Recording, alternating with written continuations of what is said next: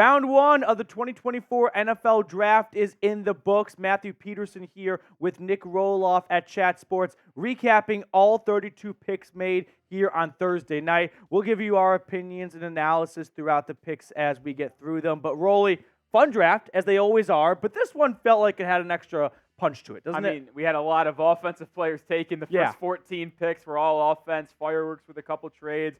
Shocking pick at number 8 overall with Michael Penix Jr., which we'll talk about more in just a second. And we had some interesting trade backs as well in the late first round, which might signal a Brandon Ayuk trade or Deebo Samuel for San Francisco, which we'll touch on in just a bit. But the story of today is clearly Caleb Williams. We knew he was going to be the first overall pick, but it was just made official. He will be wearing number 18, by the way, bust number if you're asking me, in Chicago. But the USC quarterback is going to look to change the fortune of that franchise in the Windy City.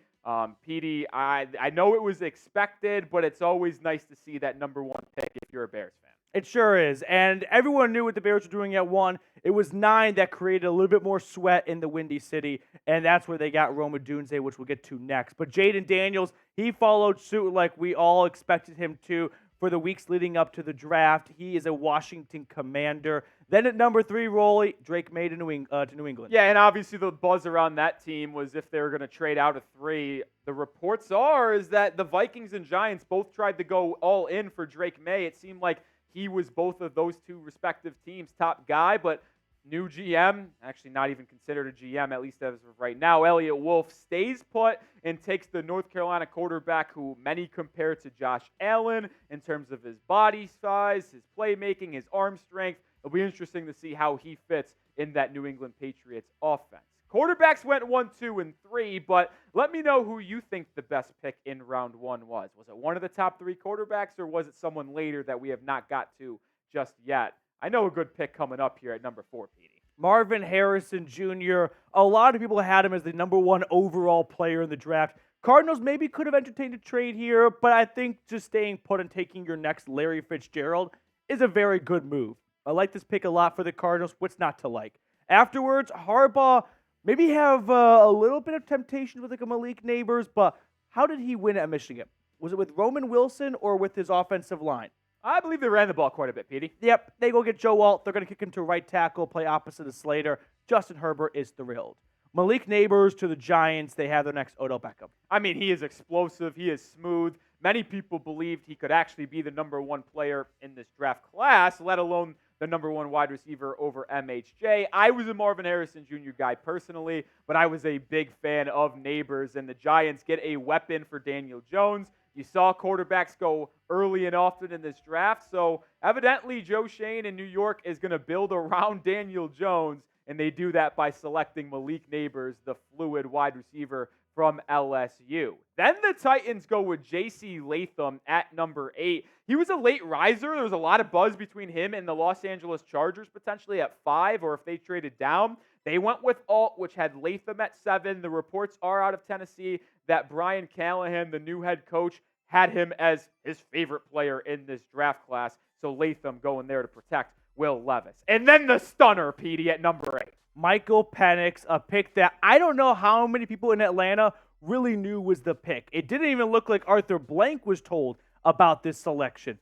I like Penix as a player. Let me open up with that. What I don't like is paying a quarterback $180 million just to draft not even a really young quarterback, but I don't think it's very important what his age is once he begins to take over, or if he ever takes over from Kirk Cousins. For me, it really just boils down to you're going to spend $180 million on Kirk Cousins, pick top 10, and not use it to support your efforts of being successful in 2024 and 2025, because Kirk Cousins has guaranteed money for 2024, 2025, and 2026.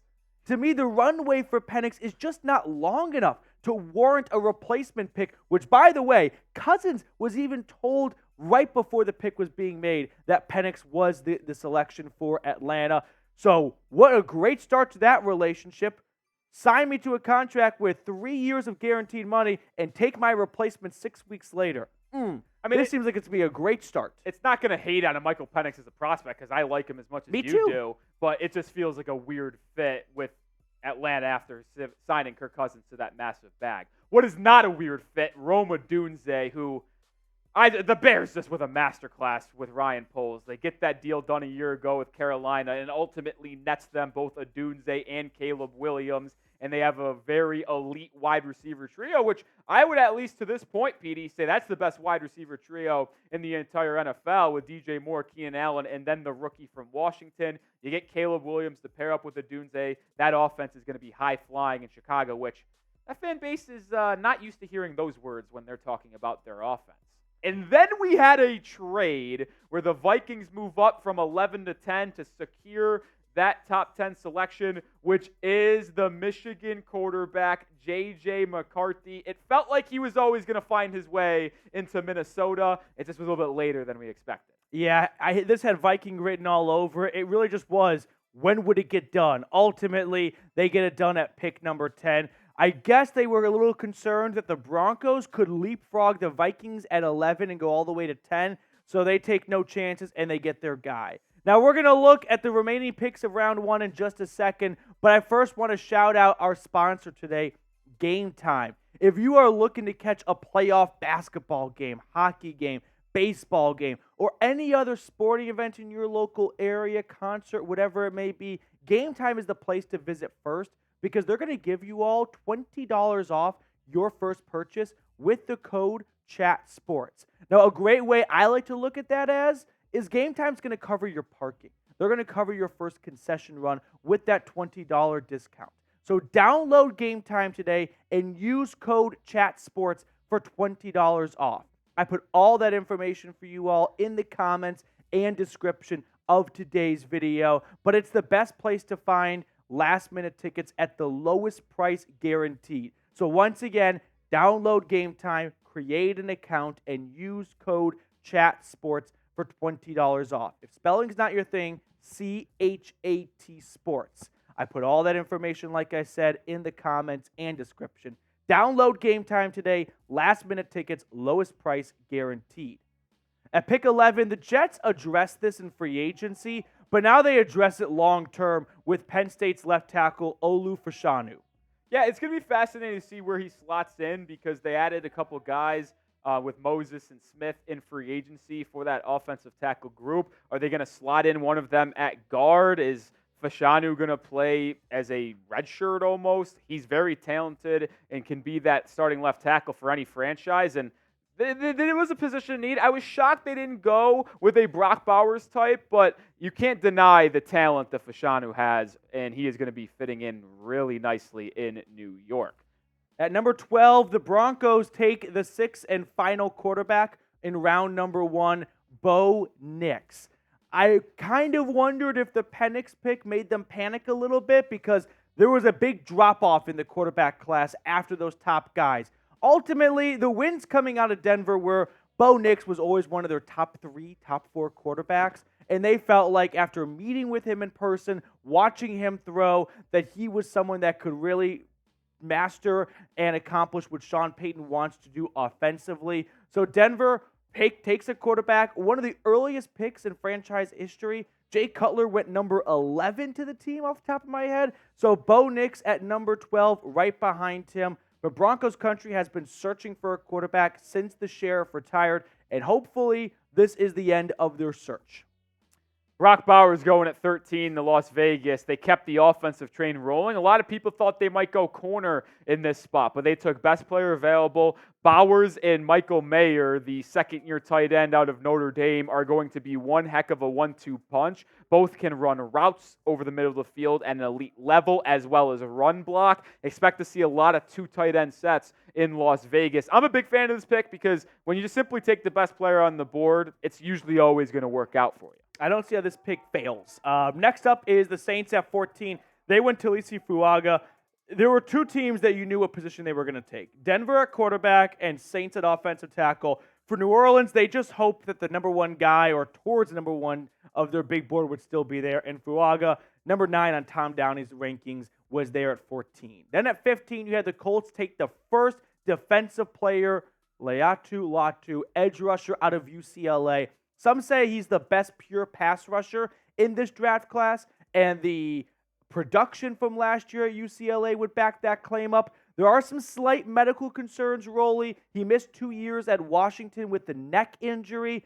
But if he got through the combine with flying colors, I think the Colts are just happy to add to a cornerstone position like pass rusher. Listen, he's going to be productive. I'm just kind of stunned he ended up being the first defensive player taken because I don't know if his ceiling is as high as some of these other guys in the NFL draft. And when you think about his injury history, there really isn't a guarantee he's going to play more than 5 or 6 seasons in the National Football League. Is that worth the 15th pick? Is that the top defensive guy? I like Latu as a prospect, but the injury history kind of scares me off. Byron Murphy was also in the category for first defensive player taken. He ends up going number 2, the defensive tackle out of Texas. I think this is a great pick from Seattle. I thought they were going to go interior offensive line, but they go on the interior defensive side of the football. Byron Murphy can be disruptive both in the pass rushing department as well as run stuffing. And what quarterbacks, what do they always say? Hardest pressure to face is coming up the middle. Byron Murphy can provide that. This next trade, I think, is a win-win for both sides. I think Jacksonville, who we'll get to at 23, gets the same guy they were taking at 17. And Minnesota, giving up some day 3, late day 2 draft picks, is able to secure one of the best pass rushers in this draft. He was number 1 on my edge rusher ranking, along with Tom Downey, Dallas Turner. 6'2", 247. He ran a sub-250 40-yard dash. He's an outside linebacker who's faster than the other team's wide receiver. You don't find guys like that in every single draft. Now, there are some polishing to be done here, but he still had 10 sacks last year for the Crimson Tide. I think the Vikings were shocked he was still on the board, and that is what motivated a trade up. Yeah, great replacement for Danielle Hunter, who left them in free agency for the Houston Texans. Round 1, pick 18, Amarius Mims. This one's a little puzzling. You knew they were going to have to address their offensive line long term, but with the Browns at left tackle and right tackle, Trent Brown and Orlando Brown respectively, you would think they would have went more interior. I don't know what their plan is. I don't think one of Orlando or Trent can play inside. I also don't really know if Amarius Mims is going to be able to play inside. 6'7", almost 6'8". Is that too big for an offensive guard? Also, not that experienced. I only think he played 8 games at college. I think he's going to sit for the first year. I think that's the plan, because he needs some practice in the NFL, and then he'll take over from one of the Browns. I get it, and the ceiling's high for Mims, but this was a head-scratcher for me because a Bengals team that is in the win-now mode, they've yet to pay Jamar Chase. T. Higgins is still on the roster, but he's not paid. They need to capitalize by getting players to help them win now. I'm not sure if Amarius Mims gets that for them. I would have preferred them going with a Graham Barton to shore up their interior offensive line. Yeah, I can see that. Now, before we get to the rest of our picks, make sure to subscribe to the channel. We've just wrapped up day 1 of the NFL draft, but the best is still to come. We have days 2 and 3, rounds 2 through 7. So make sure to subscribe for constant wall-to-wall NFL draft coverage. At pick 19, the Rams would make their first, I don't know if you guys have heard this before, first-round selection since Jared Goff. They go Jared Verse. I really like this selection for LA. I think Verse is probably the most well-rounded pass rusher. He's really good at stopping the run. He had back-to-back 9-sack seasons for the Seminoles. For Florida State, for the Rams, I think this was definitely a wait-and-see mode, and they go get a really good defensive end. Well, you saw the rumors out there before the draft that they were going to try to trade up in the top 10, and they had a tight end out of Georgia, Brock Bowers, in mind. They evidently stay at 19. A lot of people thought, including myself, they could go Jerzon Newton, the D tackle out of Illinois, to replace Aaron Donald, who retired. Newton doesn't even go in round 1, which is quite the stunner if we're going to be honest, and it's probably amongst most people top prospect for day 2 of the NFL draft. But Verse is going to bring a lot of versatility and pass rushing ability for that Rams defense. Then at pick number 20, the Pittsburgh Steelers follow suit from the Cincinnati Bengals. They go offensive line. They have to face this guy named Myles Garrett twice a year, and I think they're trying to stop the bleeding when they go up against him. The Steelers had a need for offensive line, so whether it's Russell Wilson or Justin Fields, quarterback in that team for 2024, they're going to have a better offensive line in front of them. At pick 21, Rolly, Chop Robinson. Yeah, not a fan of this one, Petey. I know you agree with me. The Dolphins need a lot of help on the interior defensive line, interior offensive line. Evidently, they go with an edge, Chop Robinson, to help with Jalen Phillips and Bradley Chubb, who are coming off injuries and are really question marks heading into the season. Robinson is a traitsy player. His ceiling is very high, but his floor is also very, very low. It's an intriguing pick for a team like I just talked about with the Bengals. The Dolphins are kind of in win-now mode too, not having to pay out a massive deal for Tua Tagovailoa. So it's interesting to see them go with a guy that is a little bit of a project. At pick 22, the Eagles were trying to trade up, but ultimately, I think they're happy to keep their picks and get the guy they were probably going to try and trade up for. That's Toledo's DB, Quinyon Mitchell. Some have him as the number one cornerback in this draft class. He was the first corner to go. The Eagles needed help in their secondary. James Bradbury showed a lot of signs of slowing down last year. Plus, Mitchell can play inside or outside. And as we just saw tonight, teams are going offense, which means you're going to see a lot of 3 wide receiver sets, which means you don't need 2 starting cornerbacks anymore. You need 3.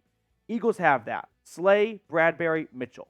Yeah, I thought this was one of the better value picks. And then you go to this one right here with Brian Thomas Jr. I think it just topped it. You talked about it earlier with that trade. The Jaguars were likely to taking Brian Thomas Jr. with pick 17. That's what I mocked. Yeah, they moved back.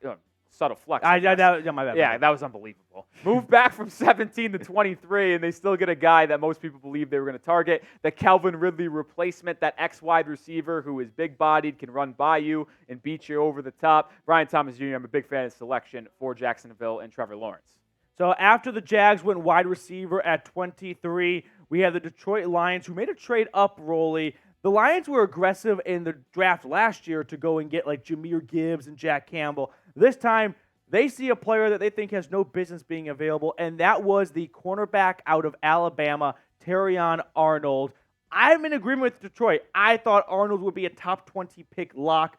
Ultimately, the Lions needed help in their secondary. They addressed it with the Carlton Davis trade, but now they really doubled down. I tell you what, the Lions have just had 2 fantastic first rounds in back-to-back NFL drafts. People were skeptical of the Jahmyr Gibbs pick and then the Jack Campbell pick, the linebacker from Iowa, but they both hit.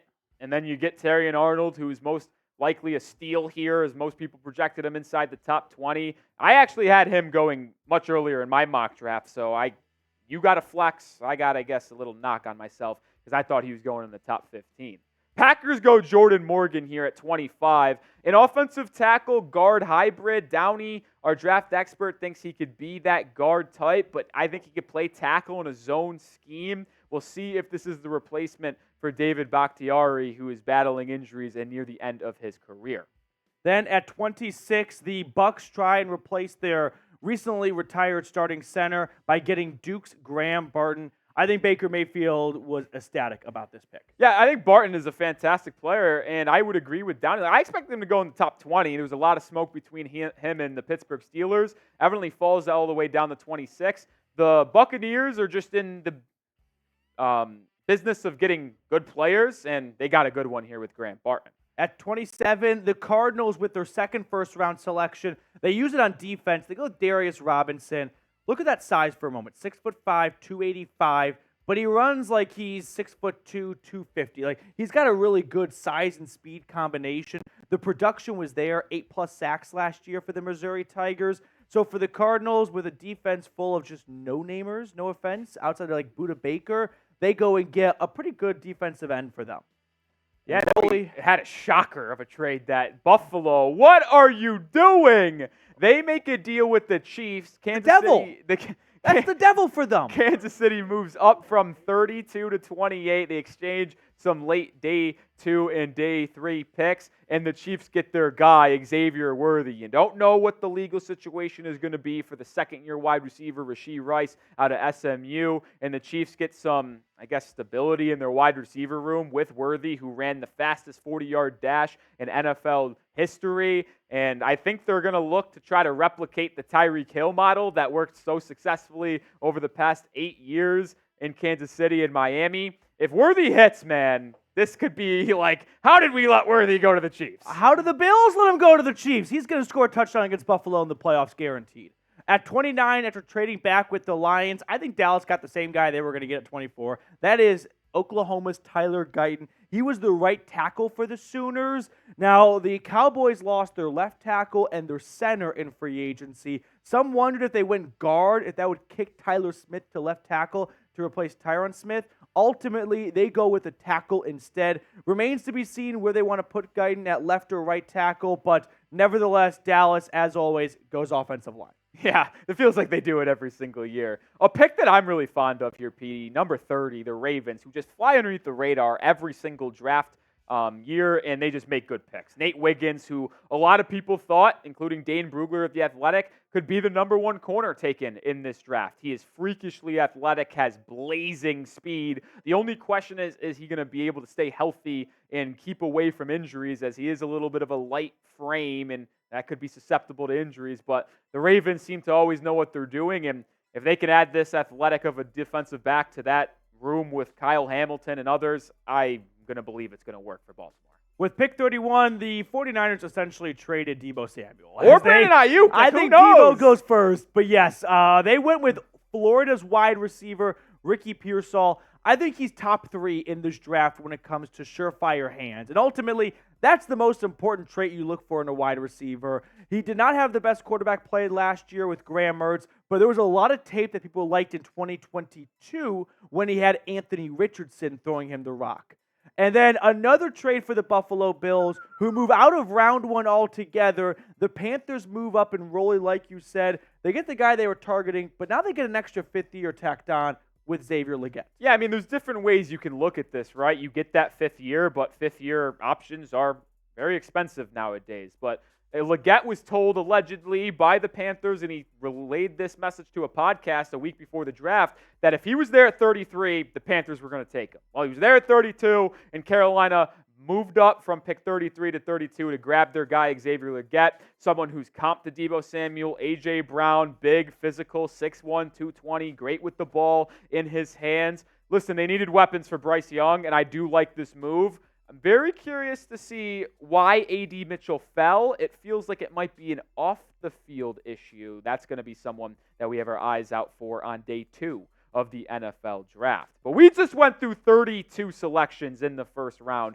I need you guys to shout out your favorite team in the comment section and grade their first round pick, because if you just throw out a letter, well, we're not going to know what you're grading. So let me know the team and the grade, A, B, C, D, or F. If you're the Bears, well, it might be an A+.